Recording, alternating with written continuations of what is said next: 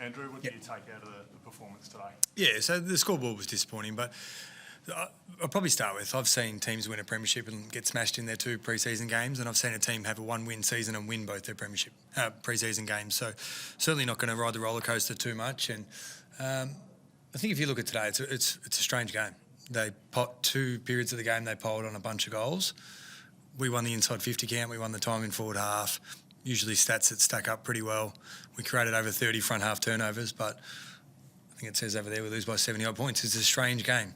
Not usually the outcome you would get from that game, but credit to Port. Their pressure around the ball was red hot, and we didn't handle that well enough.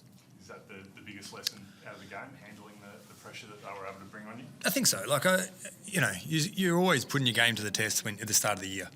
And our ratio of kick to handball today wasn't quite right.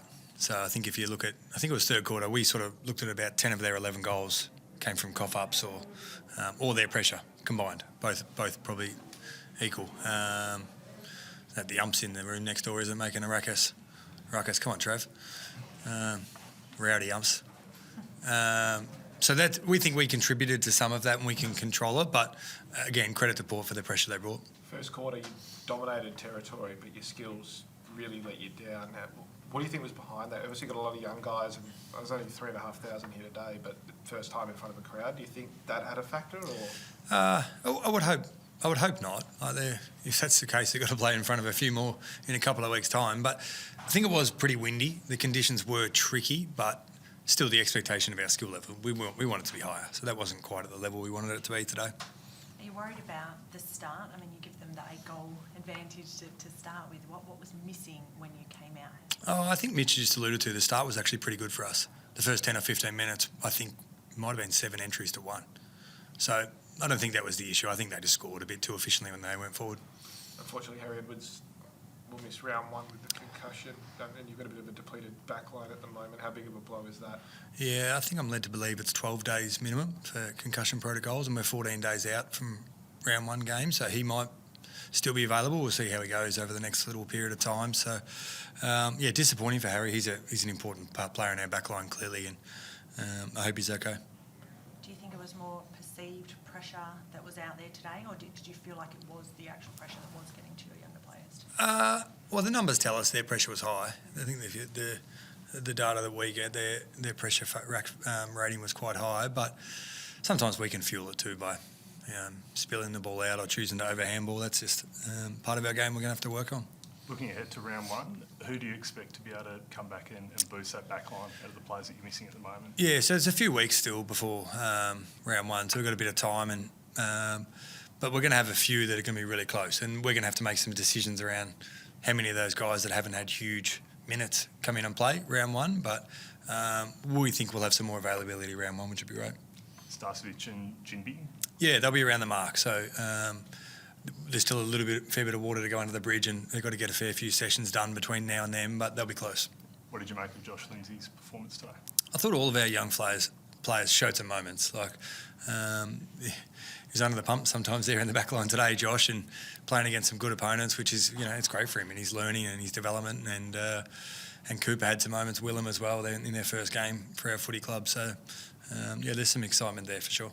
A couple of guys that weren't out there today, Elijah Hewitt and Bo Allen, where do they sit at the moment in your selection planning? Yeah, so Elijah just hadn't really had any match in minutes at all, so we just thought it would be appropriate to have him.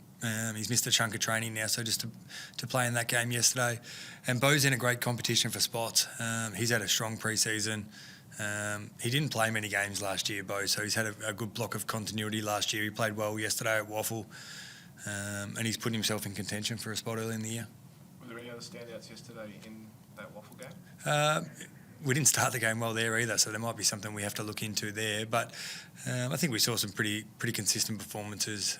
Elijah got 3 goals in the end. Hoffy got to play some good minutes of football. Milan Murdoch played his first game for us and got a lot of the ball. So that was good for those guys to be able to have some impact on the game. What was your message to Willem Dersma today? Because he just got involved so much, but just some of his, kicking let him down. How'd you handle that with him? I don't think it's a conversation I'll have to have with him too often. If you've seen him kick before, and I don't think I'm the person to teach him how to kick, but he didn't kick the ball well today. But that happens, and I'm confident that won't be a problem for him going forward. Did you like the Elliot Yeo starting at full forward move? Obviously, he's, building back up to full fitness. Do you like what you saw from him? Yeah, I think it's just awesome that Yoey's back playing footy. He's got himself through two games now, and he's going to be such an important player for our team. So he's got some continuity in his game, and can't wait to see him in a few weeks' time. Do you feel like, Sorry, you go. I was saying, do you feel like Yoey will build a bit more, with a few more games and a few more weeks training under his belt? And how much of the old Yo do you think we could see back this year? From what I've seen right now, he looks every bit the player he was. He's missed, I think it's 12 months of footy or just a bit over. It's a long time. So he's going to take a little while to build, even as good as he is. So I think it's important the expectations aren't... He won't start the player he's at his best form, but he'll have moments where he's a two-time All-Australian for a reason. So we can't wait to have him back. We see Newton kick those 2 goals. Did he play out the full game in the end, or was he brought off early? Yeah, we wrapped him up in the last quarter. So he just had a rolled ankle, and we just thought not worth keep risking that at that point. So we think it would be okay in a few weeks' time. And I thought he had some nice moments too, Jacob. And Harley with his knee clash, he came off but then managed to go back out there, so no worries there? Yeah, I was a bit wary of Harley going back on, but no, medical cleared him and Harley was keen to go back out as well. So all good.